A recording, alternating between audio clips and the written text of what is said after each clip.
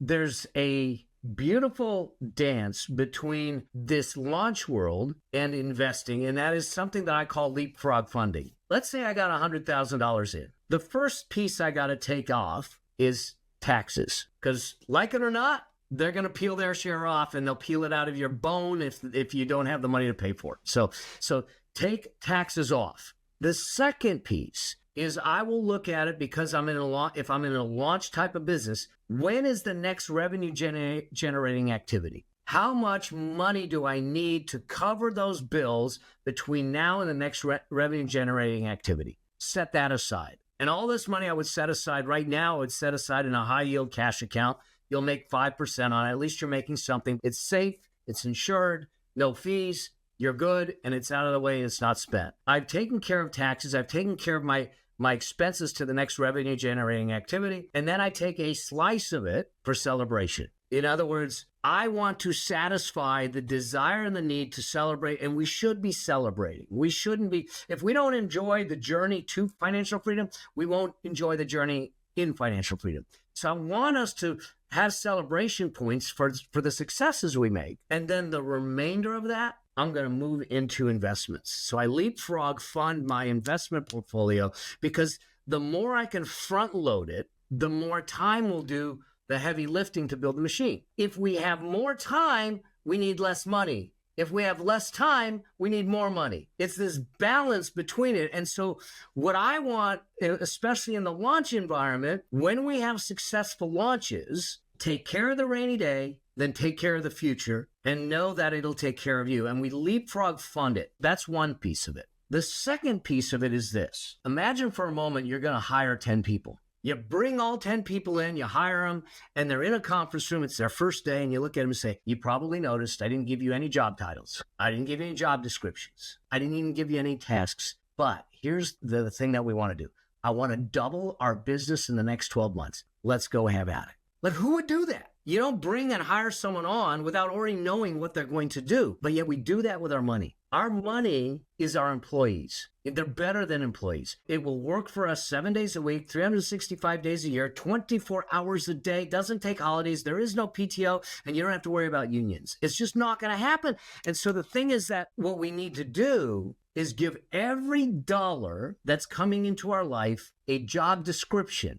But here's the key: before you earn it. You might call it budgeting, I call it cash resource planning. But the point is that before I earn this dollar, I got to know that this $10 is for my mortgage. This $10 is for my future. This is for food. This is for fun. This is for travel. This is for this. And you define it beforehand. Every dollar has a job description. Couple things happen when you do that. You reduce the propensity for emotional spending. And you also eliminate shame and guilt when there is spending. So for instance, you put it in there and say, this $150 is to go to a nice dinner with my wife or my husband. Now, when you go there and you have the $150 dinner, there's no guilt or shame. It was already assigned. It was already done. You go and you enjoy the moment, you relish it, and you live into it, and you live that richness because you orchestrated it. And I think that those are two huge things as folks in launches are doing, we need to look at.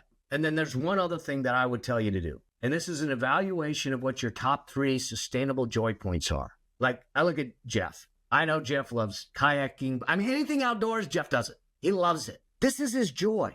So to forsake this sustainable long-term joy would maybe increase his wealth, but decrease the richness of his life, how he experiences life. And we won't do that. But when we assign and we know, hey, these are the 2 or 3 things, like my wife and I, we love to travel. We just booked a trip to Budapest and Vienna, okay? We love to travel. We know that that's our sustainable enjoyment. This is what really brings us joy that lasts beyond the moment. And so that's where we allocate our funds. So we make sure we have fun and enjoyment along the way.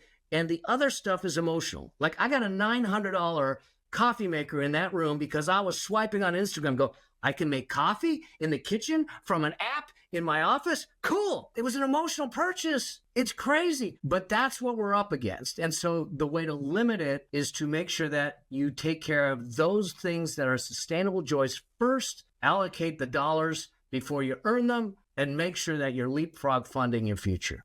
I love that. I love the assigning of them and the thought process around it, dollars having jobs. Because there's so many entrepreneurs, we don't think about it like that, but we would never hire that way. And that's so, it totally reframed the way I looked at finances just coming into my life. There's sort of this affluence vision that you talk about in the book too, right? And a lot of people who are entrepreneurs, they got their vision board, they got all the dream books, they got all these things that they want, right? And so how is an affluence vision different from that? And why is that not enough? Why is my vision board and my dream book not really enough for me to create this money machine? I think that we have a want problem in our world. We need to stop wanting so much. We get to the end of the year and we start putting New Year's resolutions and we put all these goals in. What happens when we don't achieve the goals in the first quarter or something? You just kick the can down the road. Well, I'll get in shape next year or next month. And so what happens is that when we create wants, we create what I think are soft, movable goals. What I think we ought to be doing instead is creating wills instead of wants. Because if you ever say, I will, then you have to do everything that aligns with it. Because it's a declaration not only to yourself, but to the world. People are reluctant to make a declaration because then it's harder to go back on that declaration. And so when we want to build affluence, we need to build it not just from some dreamy life, but to declare this is the life that I'm going towards. Because when we make the declaration, all our decisions will run through that filter and say, does this move me closer to that vision? And when we talk about finances in general, a lot of people will ask the question, well, where should I invest? It's the wrong question to ask because the investing is tactical. It's the design work on the house. It's the finish work on the house. We need the foundation. We need the framing. We need all the stuff there to hold it there. And what that is that we have to start with the vision of our life first. My life is different than Chris, yours, and Jeff, yours. And the vision for what we want for our families is different. So we have to start with that because we don't all fit in a box. That vision will define the plan we put in place. But that plan and vision isn't just financial. It's about your health. It's about your relationships. It's about your family. It's about your career. It's about all the aspects so we don't end up bankrupt in life, but wealthy in the bank account. And so I want to make declarations on each of these things in a way that allows us to do that. So you have the vision that informs the strategy, the plan. The plan then defines the strategy that we need to use. And the strategy is what's going to tell us the tactics, the investments, and the things that we're going to build. And then the tactics tell us the action steps to make it happen. And so rather than just putting a vision saying it would be nice one day, I would rather us create what I call a one sheet with declarations and milestones that we need to hit that make sure that we're moving towards that, but they have to be so meaningful that you're not feeling pushed, you're feeling pulled towards them. And that's the big difference, I think, in the big shift. We got the strategies, the tactics, and it's informed by all of that. And I think a lot of people listening will say, well, I've heard all these financial strategies and tactics like invest and save and have emergency funds and all those things. We might know those things and knowledge is great, but behavior and actually taking the actions to do it, that I think is often where the challenge lies for a lot of people around these finances. And so how did you maybe find that habit or make it into a financial habit, these healthy and practical tactics so that it does actually happen? This might land hard for some folks. I actually don't believe that anyone out there, no matter what situation you're in, has money issues. And there may be people going, no, you haven't seen my bank account. I got plenty of money issues. But the reality is that what we have is money symptoms. They're symptoms of choices, decisions, and habits and behaviors of the past. And as confronting as it is, it also should be empowering to know that, oh, okay, so if I change the decisions, choices, and habits and behaviors, I get different results. The key to wealth creation is much more a behavior issue than it ever is a money issue. And why I say that is that a recent study, 10,000 millionaires, 79% of them were first-generation millionaires, meaning they did not inherit it. They didn't get it gifted, and they didn't win the lottery. They created it. 8 out of 10 effectively created it. The odds are high then. But when you look at it, then 31% of those during their career never made much more than $100,000 a year. So it wasn't the magnitude of the income.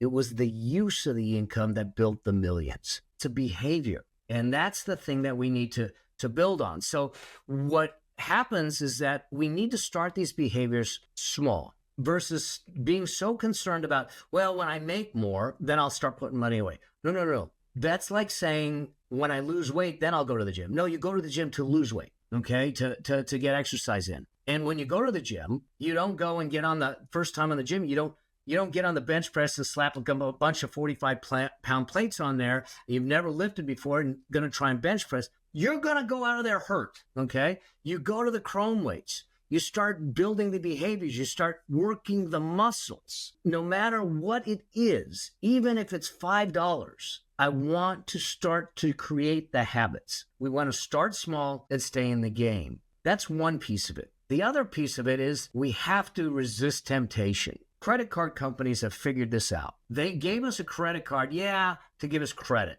but not really. The supreme marketers, because they know if we remove the friction from the buying decision, people will buy more. Now we can tap, we can swipe, we can do it with our watch.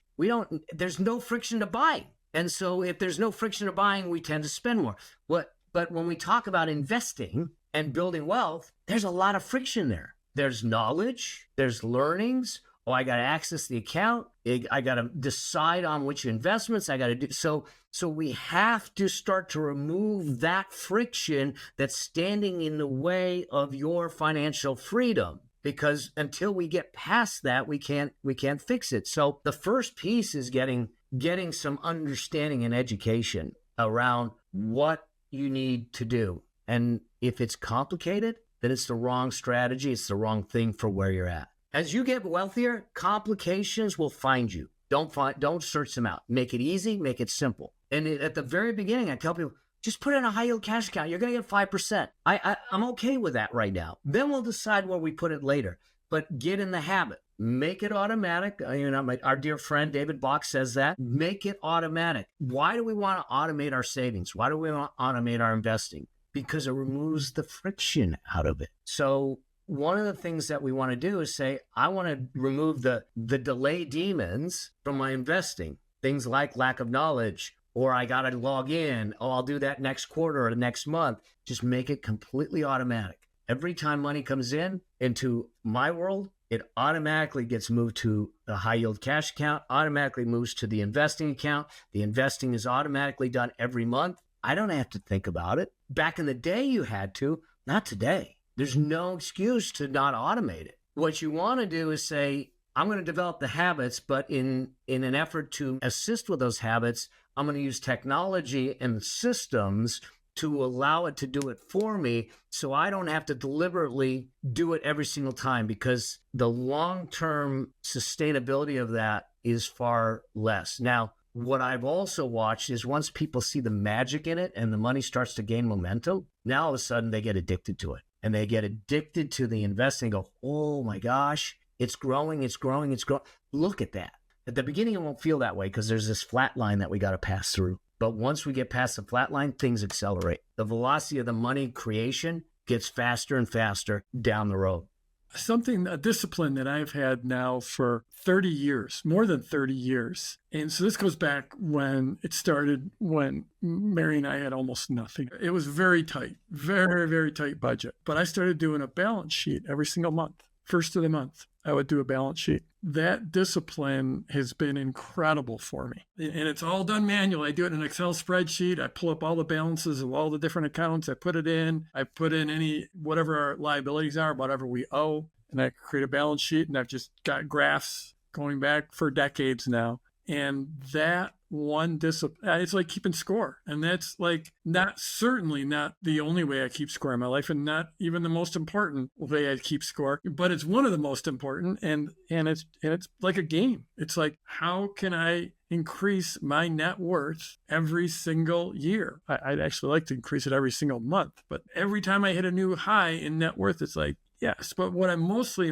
interested in is having that graph just be a gradual climb up and to the right. This is why we get along so well, because I did the same thing. Mine's still on Excel. Look, and it's graphed for decades. Like, I went back to figure out, like, my first $100,000 net worth was when I was 29 years old, I can go back that far, but the importance of what you did and what you're doing is, yes, keeping score, but it is informing you of what you're doing right, what you need to do differently, and allowing you to go, we're doing okay. We're doing okay. Versus so many people they don't even know. I know it's not good, so I don't want to look at it. No, we want to look at it. We want to look at it because then we can autopsy and figure it out, and we can repair it. I love that.